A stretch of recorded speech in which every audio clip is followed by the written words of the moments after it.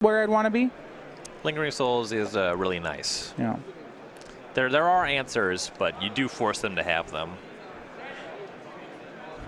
One thing I am interested about is these are two decks that after this weekend, so right now this matchup's close, and you said Jeskai might even be a little favored. Mm-hmm. After this weekend, both of these decks are going to get a huge shot in the arm. Yes. I'm interested to see, and I think it's going to be a relevant point to the format. Once you give each, once Abzan gets Bloodbraid and once Jeskai gets Jace, who wins the head-to-head matchup, I think is a really important question. Yeah, I think that the more fair your Jace deck is, so if you have a deck like this that just has interactive spells and you throw Jace in there, I think you're pretty weak to Bloodbraid Elf.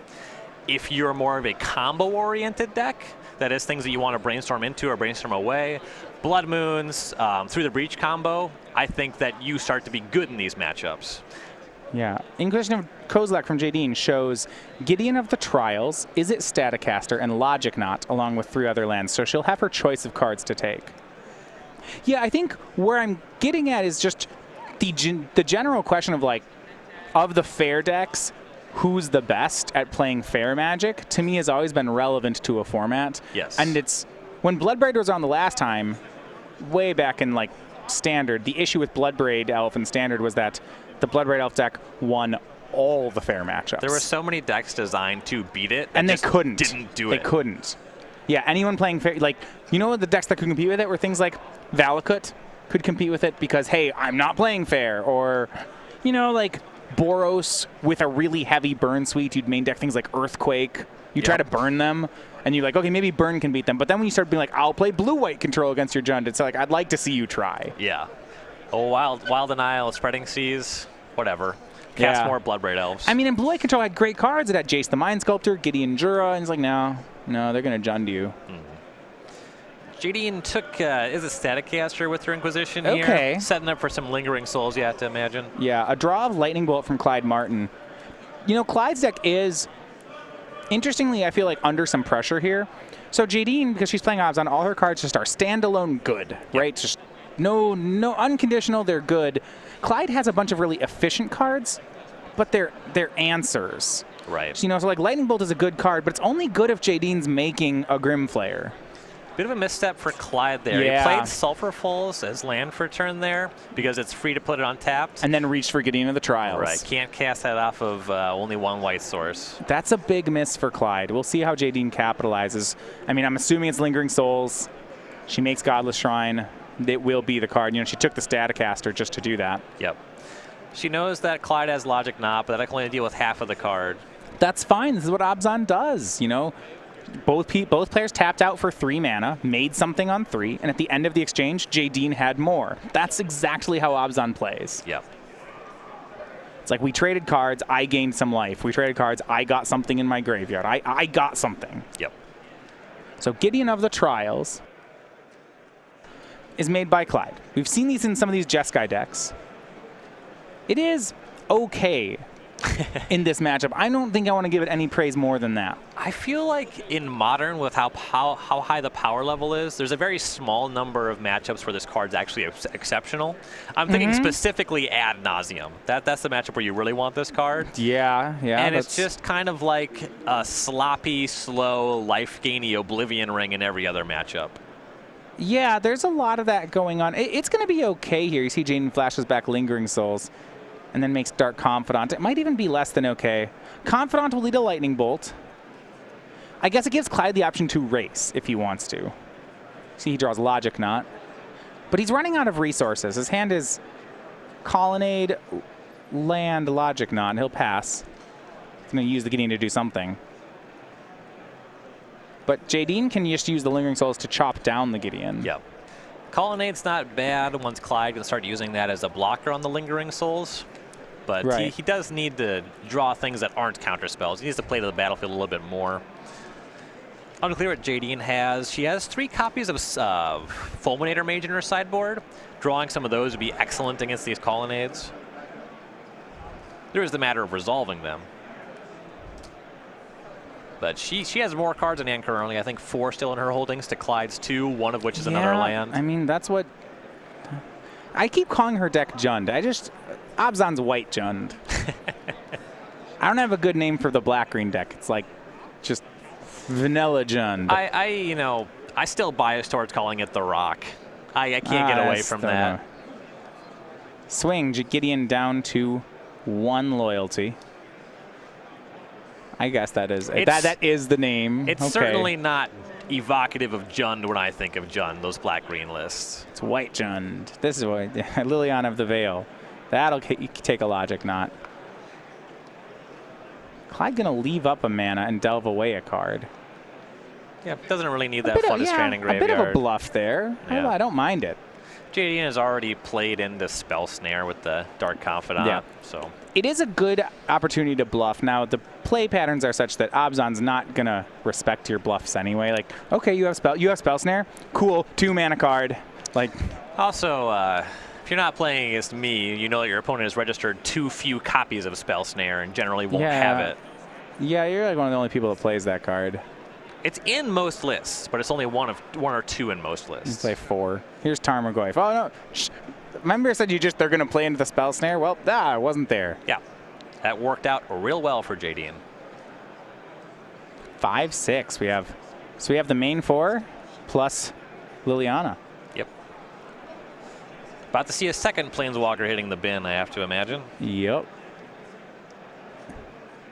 And that's, again, the situation of they traded and Jadine got something. You know, this getting into the trials, once it trades away, Jadine didn't actually spend a card on that. She's going to just take the time, remove it with Lingering Souls, plus 1 more card for Abzan.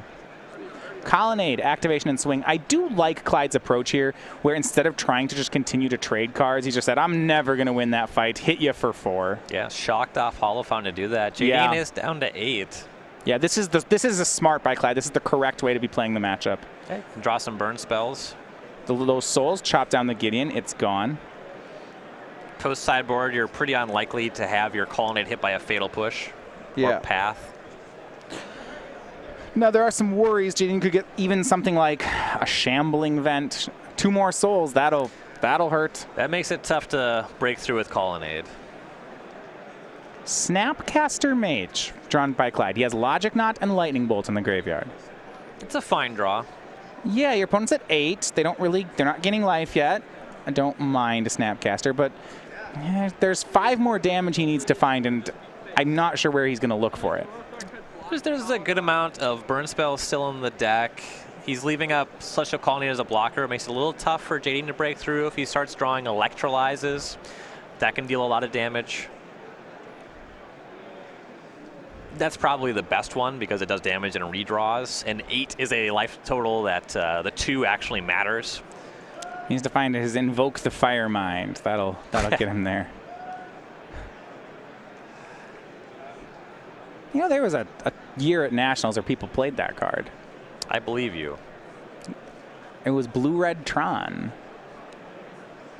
Yeah, that was a standard deck for some time. Yeah.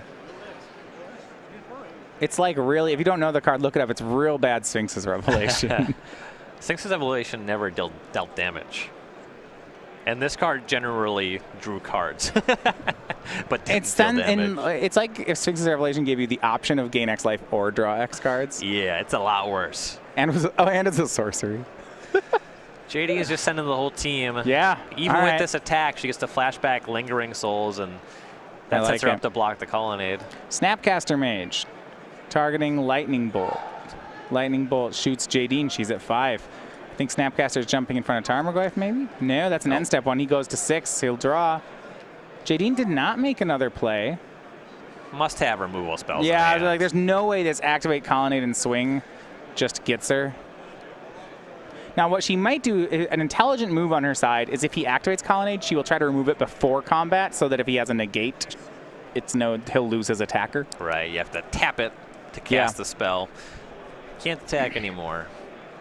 I mean, the fact that she didn't flashback Lingering Souls, that's got to be flag. Exactly. Paying respect to Supreme Verdict, but leaving yourself dead on board is very suspicious. Yeah. Now, the Snapcaster wasn't on board, so she wasn't technically dead, but I mean, you should put your Jeskai opponent on having Snapcaster most of the time. Right. And it was just, you're only a couple burn spells away, you know. 3 cards in hand, wasn't doing anything. It makes sense for there to be a Fatal Push or a Path in her hand. Imagine post-board it would just be Fatal Push. Everything you're targeting in this matchup is going to be Snapcaster Mage or Creature Lands. You know, Ryan, I was going to do my slow and steady bingo. You know, getting to the trials, Emblem is on my card. You know, someone cast it. You know, he's going to concede. Yeah, there was Fatal Push there for Jadine. So, with Obs on, Jadine Klomparens improves to 2-0. And it's our second time we've seen these Thoughtseize Tarmogoyf decks would take the match here. Even in a field where it may be more difficult for them. Yeah, Jadine is certainly one of the better Abzan Jund players, certainly that we cover. She's just consistently excellent. She's written a lot about these style of decks for StarStateGames.com. A lot of really good strategy and theory articles. You can learn a lot from reading her pieces, actually. She's consistently one of the better writers.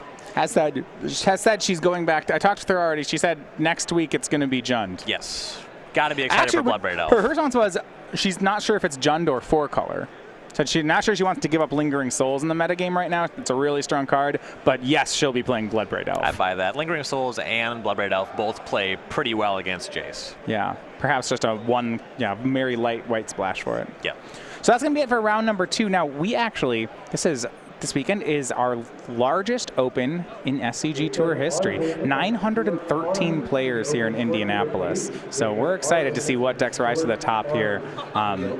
Modern's a great format right now. Pretty excited about it. Oh, yeah. That's sweet. We're going to see a ton more decks, I'm sure. All right. We'll take a break. When we come back, it's going to be round number 3. Join us from the Indianapolis Open.